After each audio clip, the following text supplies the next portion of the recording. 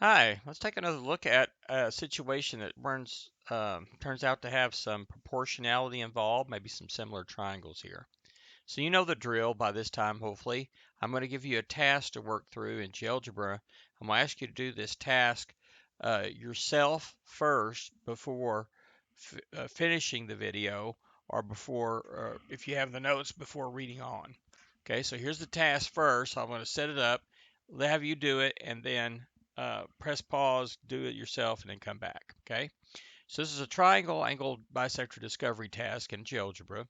So in GeoGebra, construct a general triangle ABC, then construct the angle bisector of angle A, and let its intersection with side BC be the point D. So D will be a point between B and C. Now measure the following distances from A to B, A to C, from B to D, and from B to C. And experiment with those four numbers and experiment, add, subtract, multiply, divide. Experiment to see if you can find any numerical relationship among the four links. Yeah, we've been talking about similar triangles, so might have something to do with proportionality. Is there a proportion that's two fractions are equal to other out of these four numbers that's valid? See if you can find one. Then make a conjecture and test it out by manipulating the vertices of your other thing. Now we want to prove that this is true.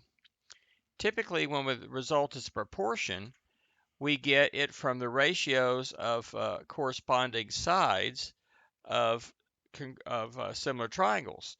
Our triangle ADB and ADC similar with some appropriate ordering of the vertices. So see if you can work this out yourself and then come back when you finish that.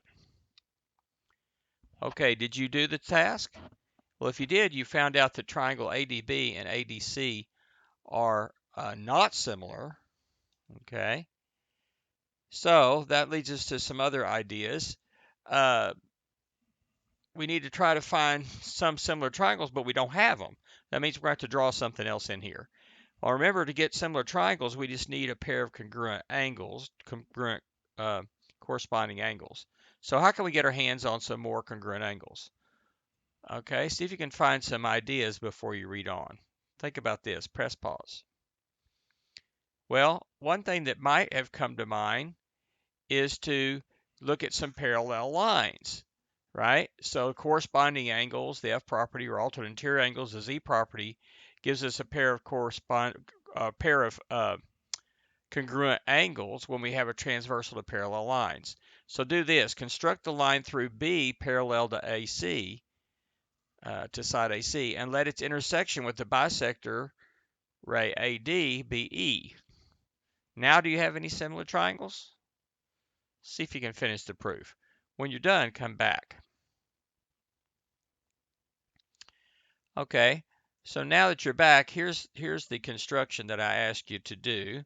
Here is a triangle here, and I've got a couple of the sides and a couple of the angles measured. Okay, and notice, by the way, those angles are not necessarily the same size, so we should probably color them differently there. Okay, now let's slide this slider one step at a time. So here's our angle bisector. So these two angles are congruent there. You see that stays the same no matter what. And I've got this point D in between. I've got some distances here, which are illustrated in the drawing and given over here. And the idea is, can you find a numerical relationship among the sides? Make a conjecture. Hopefully what you found, okay, maybe if you just want to look at my numbers here, if you didn't do it yourself, spend a second or two looking at those numbers and see if you can find a relationship. Specifically, look for dividing two of them out and dividing the other two and see if you can get the same thing. Did you work this out? That AB, blue over the red one here, over BD, that if you divide that out, you get, in this case, about 2.07.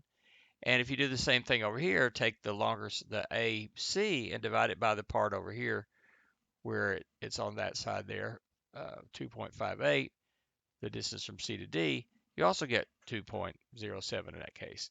And if you notice, if you check that out with different sizes, You know, whether this is, say, maybe an obtuse angle or acute angle.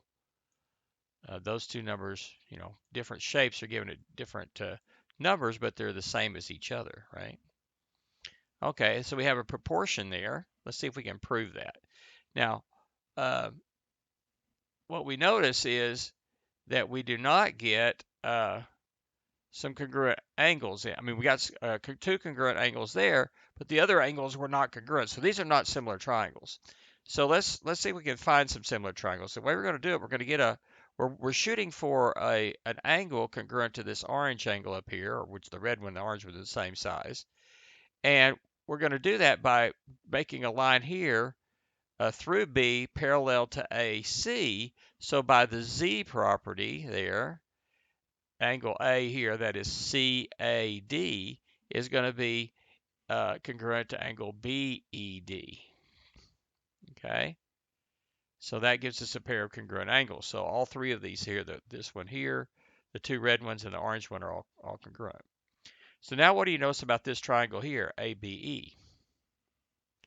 Oh, wait a minute, it has a pair of congruent angles. So remember our isosceles triangle theorem? That's got to be an isosceles triangle. So that means that this side here has got to be the same length as that one right there. Notice they're both 3.54 at the moment. And this is going to hold and continue to hold no matter how big or how small we make this thing or what shape, right? Okay, now can you find some similar triangles? We'll look at this triangle here and here. They've got the red and orange angle there are congruent, angle at A and the angle at E. And these angles at D are vertical angles. So in fact, those two triangles there have to be similar triangles by the angle triangle similarity theorem. So what does that mean? Well, if they're similar, then that gives us proportional sides. So corresponding sides ratios have to be the same. So that is, for example, BE, BE, that's the blue one here, over AC, corresponding side over on this one, has to be equal to BD, that's this one right here, red side, over the corresponding one up here, which is actually this one right here. So if we were to rotate this around, you'd see which sides are corresponding there. Okay, well, wait a minute though, but these two sides are congruent. So we can replace BE with AB right there. And now I'm going to multiply both sides by let's see, 1 over AC, which will put the AC down here. I'll multiply both sides by AC, which will get rid of the AC in the bottom, put the AC in the top here. And then we're going to multiply also by 1 over BD. That'll get rid of the BD here and put a BD right there. And we have our conjecture proved now that AB over BD is the same as AC over CD. And we proved the triangle angle bisector proportionality theorem. So there's another example of how we can apply similar triangles to get some interesting results. And this one was, we just started with what do we start with? Just any old triangle. And then we looked at the angle bisector. And so it breaks the opposite side into lengths proportional to these other two sides up here.